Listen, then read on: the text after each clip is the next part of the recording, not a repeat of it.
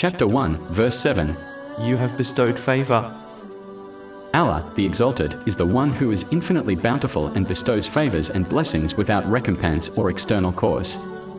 He gives generously without being asked. The Muslim who understands this divine name will always seek bounty and blessings from Allah, the Exalted, as they know the bestower loves to be asked. This is confirmed in a hadith found in Jami at-Tirmidhi, number 3571. But it is important to note, the one who seeks bounty from the bestower should know it is not gained through his disobedience. Any worldly blessings obtained through the disobedience of Allah, the Exalted, will only become a burden for its possessor in both worlds. A Muslim should instead strive to obtain beneficial blessings from the bestower by fulfilling his commands, refraining from his prohibitions, and by facing destiny with patience. When a Muslim truly understands that all blessings have been given by the bestower, they will show true gratitude to him. This is when one uses all the blessings they possess according to the pleasure of Allah, the Exalted. This leads to an increase in blessings. Chapter 14, Ibrahim, verse 7. And remember, when your Lord proclaimed, if you are grateful, I will surely increase you in favor. A Muslim should act on this divine name by bestowing the blessings they have been given to others for the pleasure of Allah, the Exalted. The one who gives to others will be given more than they could have ever imagined. Chapter 2, Al-Baqarah, verse 245. Who is it that would loan Allah a goodly loan so he may multiply it for him many times over? And it is Allah who withholds and grants abundance, and to him you will be returned. Chapter 1, verse 7. Not of those who have earned your anger. This verse concludes with a Muslim requesting Allah, the Exalted, to protect them from straying off course and becoming one of those he is angry with. These are the people who know the truth yet turn away from it. They are the people who possess corrupt intentions, meaning those who perform righteous deeds for the sake of the creation. In a hadith found in Jami at-Tirmidhi, number 3154, the Holy Prophet Muhammad, peace and blessings be upon him, warned that those who perform deeds for the sake of people, such as showing off, instead of doing them for the pleasure of Allah, the Exalted, will be told to gain their reward on Judgment Day from the people they acted for, which in reality is not possible to do. These people possess the correct knowledge but fail to act on it. Some people claim that their belief and obedience to their God is in their hearts and they therefore do not need to demonstrate it practically.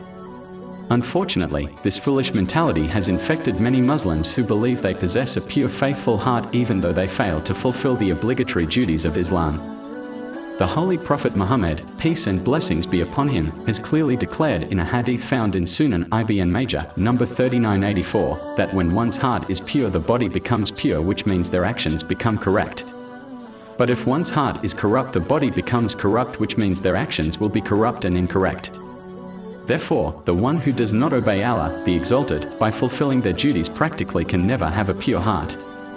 In addition, demonstrating one's faith in Allah, the Exalted, practically is their proof and evidence which is required on Judgment Day in order to be granted paradise. Not having this practical evidence is as silly as a student who hands back a blank exam paper to their teacher claiming their knowledge is in their mind, so they therefore do not need to write it down by answering the exam questions. The same way this student would undoubtedly fail, so will a person who reaches Judgment Day without the obedience of Allah, the Exalted, in the form of fulfilling his commands, refraining from his prohibitions, and by facing destiny with patience, even if they possess faith in their heart. Chapter 1, verse 7. Or of those who are astray. A Muslim also seeks the refuge of Allah, the Exalted, from the path of those who went astray. These are the people who do not search for the truth and instead wander blindly and aimlessly in this world. Their ignorance is the source of their misguidance, as one can only be rightly guided through knowledge and acting on it. A great distraction which prevents one from submitting to the obedience of Allah, the Exalted, is ignorance. It can be argued that it is the origin of every sin, as the one who truly knows the consequences of sins would never commit them. This refers to true beneficial knowledge, which is knowledge that is acted upon. In reality, all knowledge which is not acted on is not beneficial knowledge.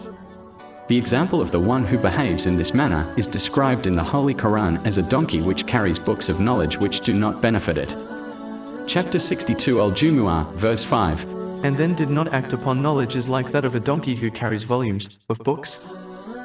A person who acts on their knowledge rarely slips up and commits sins intentionally. In fact, when this occurs, it is only caused by a moment of ignorance where a person forgets to act on their knowledge, which results in them sinning. The Holy Prophet Muhammad, peace and blessings be upon him, once highlighted the seriousness of ignorance in a hadith found in Jami at-Tirmidhi, number 2322. He declared that everything in the material world is cursed except for the remembrance of Allah, the Exalted, whatever is connected to this remembrance, the scholar and the student of knowledge. This means that all the blessings in the material world will become a curse for the one who is ignorant, as they will misuse them, thereby committing sins.